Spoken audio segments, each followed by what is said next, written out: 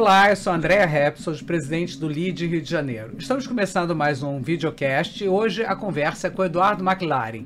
Ele é o diretor de sustentabilidade da McLaren Oil e lidera na companhia o desenvolvimento e a implementação de toda a estratégia ambiental, social e de governança. Ele alinha com todas as metas e os padrões globais de sustentabilidade dentro da McLaren. Tem mais de 4 anos de experiência nessa função, iniciou e gerenciou com sucesso vários projetos que reduzem o uso de carbono na empresa, melhorando o impacto social, aprimorando a transparência e a responsabilidade. Promoveu também uma cultura de sustentabilidade dentro da organização, capacitando e engajando os funcionários e os stakeholders na visão e nessa missão ESG tão fundamental nos nossos dias, não é? O Eduardo McLaren, ele é formado em estudos internacionais globais pela Regent's University London, o que proporcionou uma ampla e profunda compreensão desses desafios e oportunidades globais em sustentabilidade. Fundador e presidente do Instituto MECA, que é a McLaren Educational, Cultural e Ambiental, uma iniciativa privada do Grupo McLaren, que é localizado no coração da Ilha da Conceição, um magnífico casarão colonial português do século XVIII. É um espaço lindo, aliás, eu tive a honra e o privilégio de conhecer. Esse espaço é um espaço histórico que foi cuidadosamente restaurado para preservar as características originais e se transformou em um vibrante centro cultural inserido no complexo industrial portuário da região. Eu acredito que lá foi, então, foi a sede, né, da empresa, que é maravilhoso, é um prédio lindo e que ele fez muito bem em restaurar e hoje abrir para um propósito tão importante que a gente vai falar um pouco sobre isso. Com o objetivo de fomentar a cultura, educação e respeito no meio ambiente, o Instituto MECA ele atua como um agente de transformação social. É um espaço acolhedor, democrático, dedicado a proporcionar à comunidade um ambiente favorável à convivência, troca de conhecimento e expressão criativa. É uma ideia genial, né, que eu acho que você está capitaneando com muita maestria, né? Já teve até um sucesso. Nós vamos também contar um pouco da primeira exposição que já houve, né, dos artistas que estavam lá. Eu queria começar te perguntando, Eduardo, como que é que você enxerga essa integração da estratégia de ESG numa operação de uma empresa, de um setor de energia, né? Que é um setor exatamente, a McLaren Oil está num segmento que parece que está contrário, né? Para quem olha de fora, parece que ele caminha exatamente na direção oposta do ESG, da sustentabilidade, né? Quais são as barreiras que você conte um pouco, como é que você veio essa ideia, né? Como é que você conseguiu implementar e que barreiras surgiram ao longo dessa sua trajetória que está muito bem sucedida. Obrigado, André, pelas palavras e pelo convite. Eu acho que para o nosso setor, esse movimento ele vem a partir de você assumir uma responsabilidade, né? Então, é uma transição, é algo novo relativamente, essa consciência, né? E que ela vem como... Você vai ter que agir como um agente de transformação social mesmo. E, no nosso caso, os maiores desafios foram culturais, tanto internos quanto externos. Internamente, você tem que mudar o mindset de todo mundo que está trabalhando, de fato, para todo mundo caminhar junto em direção a um caminho mais sustentável, a um caminho consciente.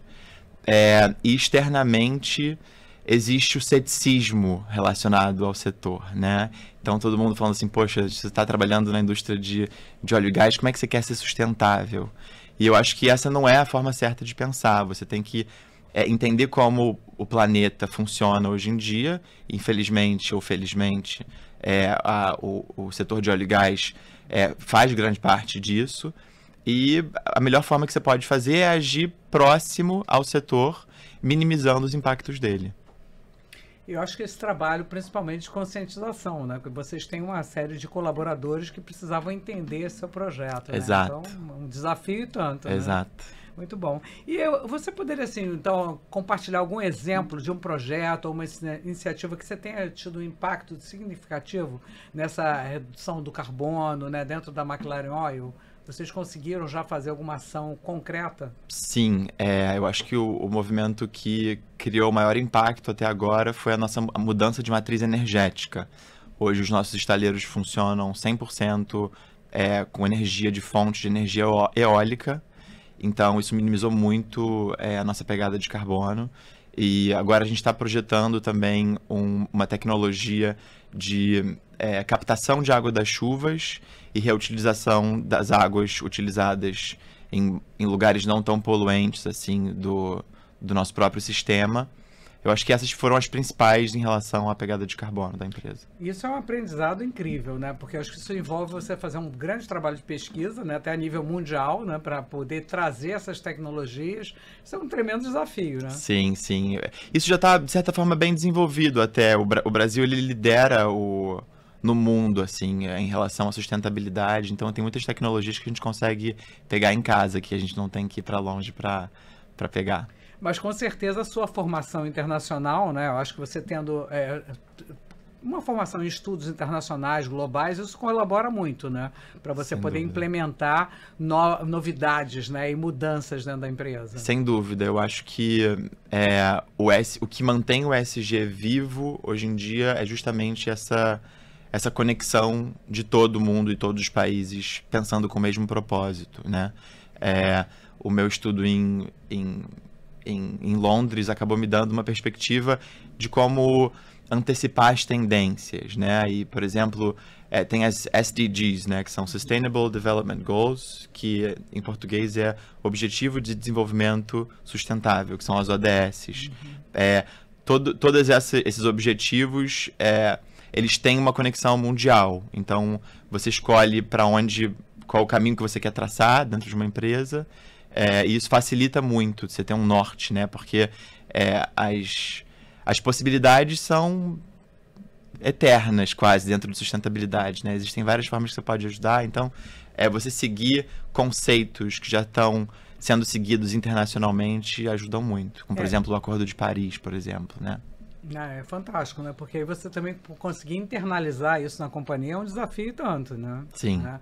Porque é uma mudança de cultura como um todo, né? E acho que primeiro as pessoas têm que ter o entendimento para depois absorver a cultura. Exato, né? exato. Agora eu queria falar um pouco sobre o MECA, né? Que eu acho que é incrível esse projeto, né? É uma iniciativa cultural espetacular. Como é que surgiu essa ideia? O MECA, ele é um olhar mais sensível, né, da nossa vontade de causar um impacto positivo. Como você falou anteriormente, ele ocupa esse casarão histórico dentro de um dos nossos complexos industriais portuários, então... Ali foi a sede da empresa? Quando a empresa comprou aquele terreno, aquela casa existia e nada mais.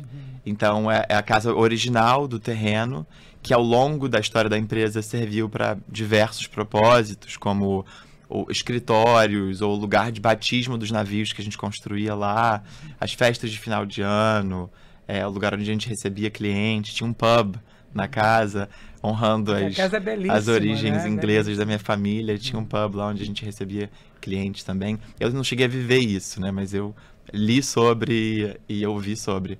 Mas o MECA, ele partiu de uma vontade de trazer arte para aquele ambiente tão rígido, masculino, duro, que é um ambiente de estaleiro, um ambiente de construção naval, com o propósito de, primeiro, aproximar as pessoas, né, dos arredores do nosso ambiente de trabalho e, segundo, trazer um olhar mais sensível para aquele espaço. E a gente tem um ano de funcionamento e os resultados já foram bem positivos. Vocês inclusive inauguraram uma exposição, né, lá no Museu do Niemeyer, em Niterói, né, uma exposição belíssima, né? Sim. Foram artistas que ficaram residentes? Conta um pouco como é que funciona, assim, para o artista plástico. Então, a gente funciona também no MECA como uma residência artística. Então, a gente tem 3 quartos lá, que são 3 estúdios. Apenas um deles é uma suíte, então, de fato, o artista pode estar dormindo. Mas é um espaço que a gente, de alguma forma, tenta acolher os artistas e ajudar na carreira deles. Então, ajudar com conexões com curadores, com galeristas, e fazer esse trabalho de de um agente mesmo de aceleramento, não sei qual seria o termo. Vocês aceleram todo um processo de produção cultural, né? Quer dizer, o artista lá, ele está bem acolhido, ele tem um ambiente de um estúdio lindo, né? Onde ele pode trabalhar, se inspirar. E o resultado foi uma exposição muito bacana, né? Que vocês fizeram. Foi a primeira de muitas. Primeira de muitas. A gente criou essa parceria com o MAC, Museu de Arte Contemporânea de Niterói, que é aquele... projeto lindo do Niemeyer. Incrível, aquilo por si só já é uma obra de arte, né? E a cada um ano de residência, a gente faz uma curadoria de algumas obras selecionadas. Nesse caso, foram 20 obras que ficam lá em exposição e estão agora na exposição Entre Corpos até o final de agosto. E o que eu achei interessantíssimo, porque de certa forma é uma humanização também do estaleiro, né? Porque vocês trouxeram o som, né? Houve essa preocupação muito interessante. Conta um pouco disso, porque você entra na exposição, você ouve aqueles sons, tem uma coloração, né? É uma maneira de abrir um pouco as portas também, né? Exato, exato. O ambiente do naval e da indústria naval, ele é muito inspirador, né? Porque você entra e é tudo em grande escala, né? Tudo gigantesco, você se sente pequeno, assim.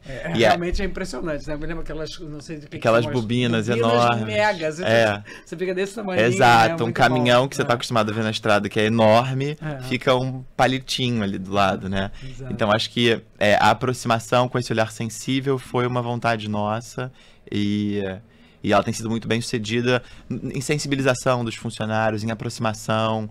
E eu acho que na democratização da arte, que é algo que eu tenho muita vontade de investir também.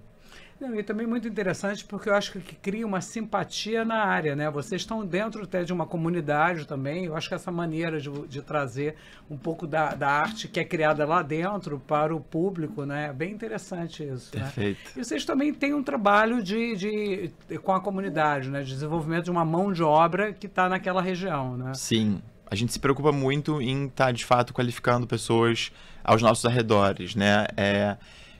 A gente tem inúmeros funcionários que são de lugares distantes, e isso eu acho que é pior para qualidade de vida, qualidade de vida dessas pessoas e a gente podendo causar um impacto positivo ali próximo é a melhor coisa que a gente pode fazer, sem dúvida. Não, esse é um ótimo projeto, né, para qualificação. E dizem que as mulheres também podem trabalhar bem nessa construção naval porque as mãos são menores, elas têm... Isso é verdade? Bom, na nossa empresa a CEO é uma mulher, né? Minha mãe, que eu tenho muito orgulho. Maravilhosa, faz um trabalho belíssimo, né? Exato, e desde pequeno eu tive essa referência, né, de uma power woman, uma mulher tão forte dentro de casa. Então existe uma vontade para esse olhar e esse investimento na mão de obra feminina, que é, de certa forma, escassa no nosso setor, né? O trabalho mais braçal ainda está ganhando espaço no mundo feminino. Então, a gente tem alguns projetos também de capacitação de mulheres, e há quem diga que elas são melhores. Eu acredito também, pelo nível de capricho. Bom, eu sou suspeito, mas é mais detalhista, com certeza mais detalhista. Sem dúvida. E eu me lembro que você uma vez comentou que a mão é menor, então para coisas mais detalhadas, né, para um trabalho mais refinado. Mais também artistas. Mais artistas, isso com certeza, né? Com certeza. Perfeito. Mas com essa crescão crescente... Crescão crescente é ótimo, né? Crescão crescente. Corta. Eu vou tirar daqui. Roxa já ali. Não, gente, socorro, deixa eu beber água. Ainda bem que você não erra, né? Só eu, tô ótimo. Eu já errei algumas vezes, né? Fala super bem. Que bom, minha primeira entrevista. Sério? Aí humilha, né, gente? Vamos combinar. Vem cá, eu quero fazer o treinamento, o media training que ele fez, pô. A máquina. Fazer o media training dele aí, Mas hein? quando você fala que você é apaixonado por É verdade, né? Quando você... brilha nos olhos, assim, né? Não, mas eu fiquei adorei. Não, eu adorei aqueles detalhes, né, que você fez. Eu acho maravilhoso você entrar lá, ter o som. Ele botou o som do estaleiro. Botou a cor do estaleiro. Maravilhoso. Muito bom. Eduardo, qual é a crescente pressão, né, por transparência, responsabilidade corporativa? Quais são as estratégias que a McLaren Oil tem adotado para engajar os seus stakeholders, para garantir as práticas de ESG, para que sejam realmente efetivas e percebidas como autênticas? Eu acho que a transparência, ela exige constância, né? Então, a gente investe muito em bons indicadores, em bons relatórios, que de fato estejam dialogando com as pessoas que estão lendo e consumindo. E eu acho que a transparência, ela vem também muito de um lugar de você poder abrir suas portas e receber as pessoas, né? Então, criar uma convivência no espaço. Com o Instituto MECA, a gente conseguiu fazer isso porque a gente tem um espaço onde a gente consegue receber as pessoas, não só a clientes, mas as pessoas dos nossos entornos, e que elas, de fato, possam enxergar o impacto e o movimento que a gente está fazendo, né? Porque o impacto positivo, de fato, é um caminho colaborativo, e quando você cria essa porta aberta e esse lugar convidativo para as pessoas, você cria pertencimento e crença de que aquilo de fato está caminhando em um lugar positivo. E orgulho, né? Eu acho que é um orgulho para aquela comunidade esse trabalho que vocês estão fazendo, né? Muito bacana isso. Essa divulgação, acho que ela é muito positiva, né? Muito. Eu acho que, eu sempre digo isso, que com sustentabilidade você não compete. Então, quanto mais você divulga, melhor é. Se os teus concorrentes estiverem também investindo em sustentabilidade, que bom, né? Então, divulgar é algo realmente muito importante para servir de exemplo mesmo. E a McLaren, como estaleiro, é uma referência no Rio de Janeiro, né? Eu acho muito bom ver vocês retomando grandes contratos, né? Acho que esse momento é muito importante para a empresa também, né? Sem dúvida, sem dúvida. A gente passou os últimos 10 anos sem, de fato, construir, né? Algo que a empresa, que já funciona há mais de 85 anos, sempre funcionou fazendo. Então, olhando e percebendo esse reinvestimento do governo no nosso setor é muito positivo. E eu acho que foi uma conquista muito boa para o estado do Rio de Janeiro, né? A gente poder ter uma empresa do Rio que está com um processo tão bem, né? Um projeto tão bem sucedido, e daí para muitos outros poderão vir, né? Sem dúvida, sem dúvida. Eu acho que o Rio de Janeiro acabou perdendo muito para São Paulo no setor financeiro, né? Como, por exemplo. E eu acho que esse investimento agora na nossa indústria para, de fato, gerar renda, emprego, né, e capital é muito, muito importante. Porque essa é a verdadeira responsabilidade social, né? Você, quando tem uma empregabilidade, quantas e quantas famílias hoje estão conectadas lá com a McLaren, não é isso? Sim, sem dúvida. Muito bom, parabéns aí por esse trabalho. Você daria alguma dica para jovens empreendedores ou para empresários que estão no mesmo segmento, no mesmo setor? O que ao longo dessa sua carreira, né, de tanto sucesso, você conseguir trazer conquistas e fazer inovações dentro da empresa, quais são as dicas que você teria? Eu acho que para a responsabilidade social, a primeira dica é começar no lugar certo, que seria começar através da escuta. Eu acho que você não pode fazer responsabilidade social impondo alguma coisa e dentro de uma sala. Acho que você tem que ir para fora, perguntar, se informar, entender quais são as carências, né, da comunidade que te rodeia, para assim propor alguma coisa. Eu acho que também uma outra dica é que a responsabilidade social, ela não é caridade, ela é estratégica. E quando ela é bem feita, ela pode, de fato, gerar valor para os dois lados. E, por último, eu acho que isso é algo que a gente tem que estar sempre se policiando para ter, mas é ter paciência e consistência. Porque o impacto positivo, de fato, ele não acontece de uma hora para outra, mas depois de um tempo, e quando bem feito, ele é duradouro e muito gratificante, né? Sem Acho dúvida. que é muito interessante poder ver esse retorno, né? Sim. Eu imagino o teu orgulho com a exposição, né? No dia que a exposição foi inaugurada, ver aqueles artistas podendo ser reconhecidos, né? Eu acho que uma visitação muito boa que vocês tiveram, expressivas lá na exposição. Acho que isso dá um orgulho danado, né? Sem dúvida, sem dúvida. Você vê o resultado ali materializado na tua frente. A persistência é super importante porque a gente é muito imediatista, né? A Super. sua geração, minha mais geração ainda, é um desespero, assim, haja yoga e meditação para aguentar. Exato, tudo tem que ser para ontem, né? Exatamente isso. Mas eu adorei a nossa conversa com o diretor de sustentabilidade da McLaren Oil, que é o Eduardo McLaren. Muito obrigada pela sua presença, foi ótimo você estar aqui conosco e vamos divulgar cada vez mais essa agenda positiva aqui do Rio. Obrigado, Andréia.